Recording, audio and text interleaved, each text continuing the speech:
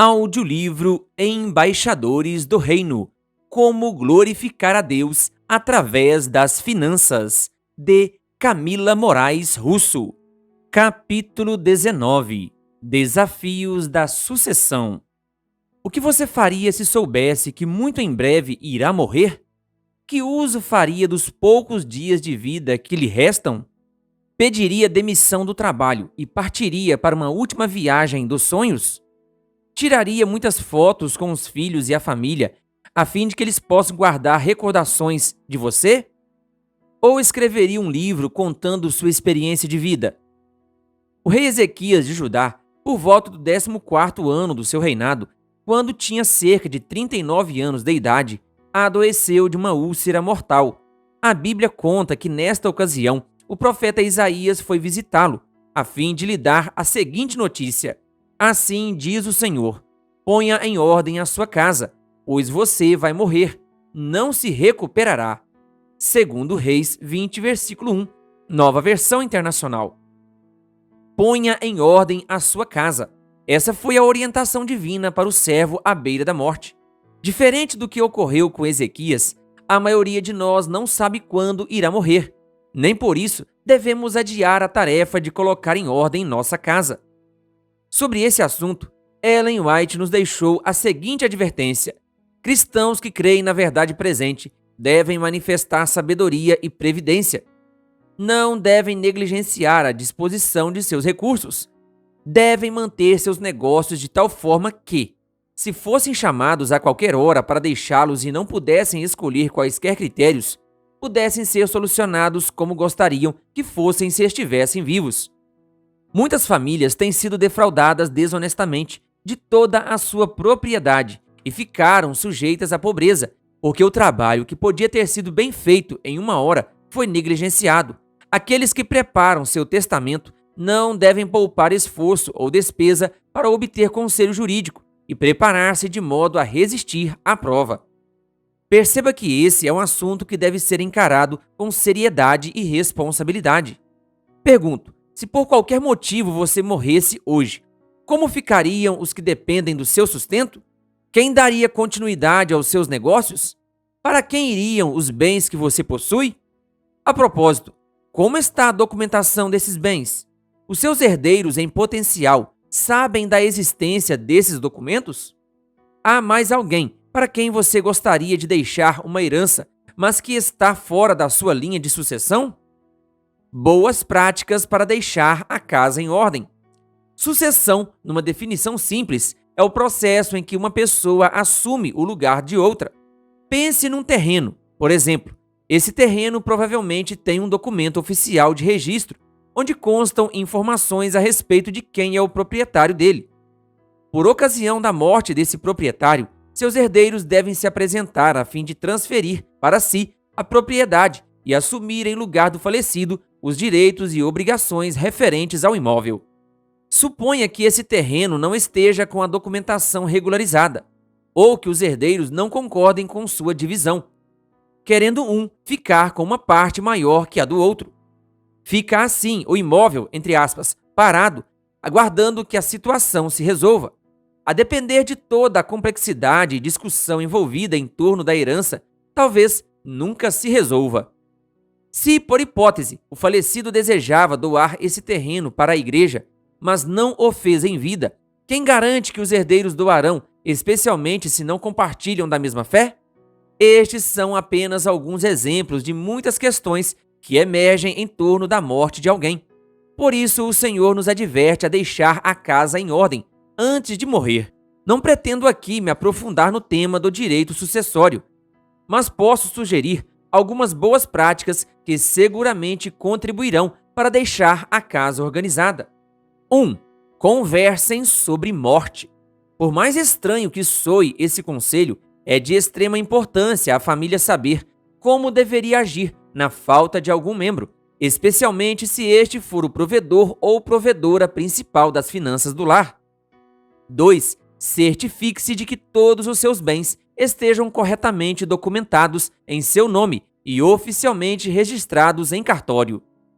3. Caso identifique alguma pendência ou necessidade de atualização, providencie e formalize o acerto quanto antes.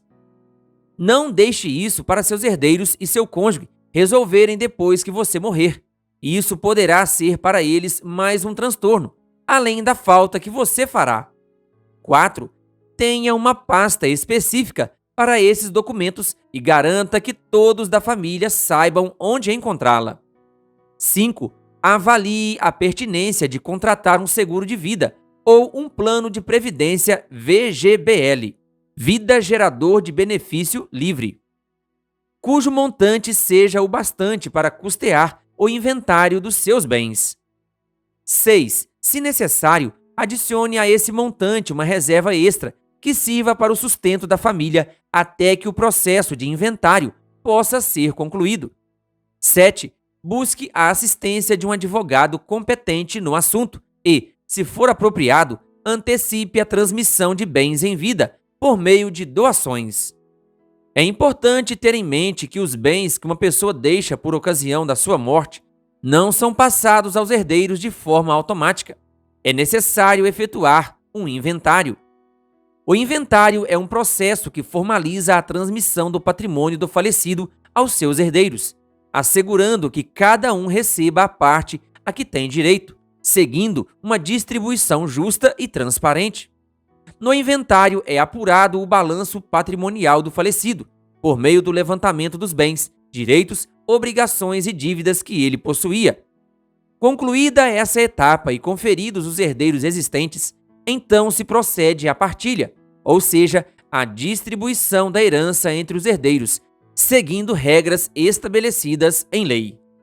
Concluímos que, se um indivíduo tem planos de que uma parte dos seus bens seja transmitida a alguém ou a alguma instituição que não esteja entre os herdeiros previstos em lei, ele deve necessariamente colocar esse plano em curso antes de morrer, seja por meio de doação ou por meio de testamento. O testamento e a doação. Cabe lembrar que o testamento é um instrumento que se aciona somente após a morte do indivíduo, exigindo percorrer todo um processo judicial para, enfim, produzir efeitos aos beneficiários. A doação, por sua vez, pode ser formalizada por meio de escritura pública para bens imóveis ou particular para outros bens e produz efeitos imediatos. Sendo assim, se uma pessoa tem o desejo de contribuir para a construção de uma escola ou uma igreja, por exemplo, e pretende dedicar um terreno dela para essa finalidade, melhor fazê-lo por doação em vez de testamento. Desse modo, a necessidade do beneficiário poderá ser atendida a contento e o doador poderá ter a alegria de presenciar os resultados do seu gesto de generosidade. A doação e o testamento são formas de garantir que os bens e recursos do indivíduo tenham a destinação que ele deseja. Isso é especialmente importante quando temos a consciência de mordomia cristã e os nossos herdeiros, ao contrário, são pessoas infiéis e dissipadoras, que facilmente arruinariam os recursos que o Senhor nos confiou. Transferir nossa mordomia para descrentes seria como colocar esses recursos no lado do inimigo, um ato de negligência e infidelidade da nossa parte.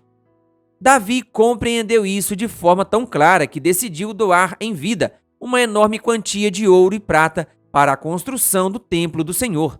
1 Crônicas 29, versículos 3 e 4. Será que os herdeiros do rei ficaram desamparados depois de tamanho ato de consagração? Não. Para eles, continuaram os campos, as lavouras, os rebanhos e demais empreendimentos que Davi possuía. A diferença é que, em vez de receberem tesouros, os herdeiros receberam os negócios do rei. Desde que trabalhassem com empenho e conduzissem esses empreendimentos com sabedoria, poderiam com eles construir sua própria riqueza. O homem bom deixa herança para os seus netos, diz a Bíblia, Provérbios 13, versículo 22. Esse texto é de abalar nossa estrutura, pois ele não trata de dinheiro, mas de um legado deixado por alguém que teme o Senhor e tem grande prazer em seus mandamentos. Seus descendentes são poderosos na terra, serão uma geração abençoada de homens íntegros. Salmos 112, versículos 1 e 2. Gostaria de chamar sua atenção para um detalhe fundamental. Nos cartórios da terra podemos até ser proprietários de algum ou vários bens, mas no cartório do universo somos apenas mordomos.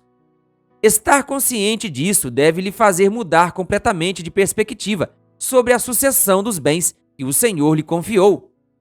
Em primeiro lugar, enquanto vivermos, devemos administrar com fidelidade todo o patrimônio que o Senhor nos permitir juntar.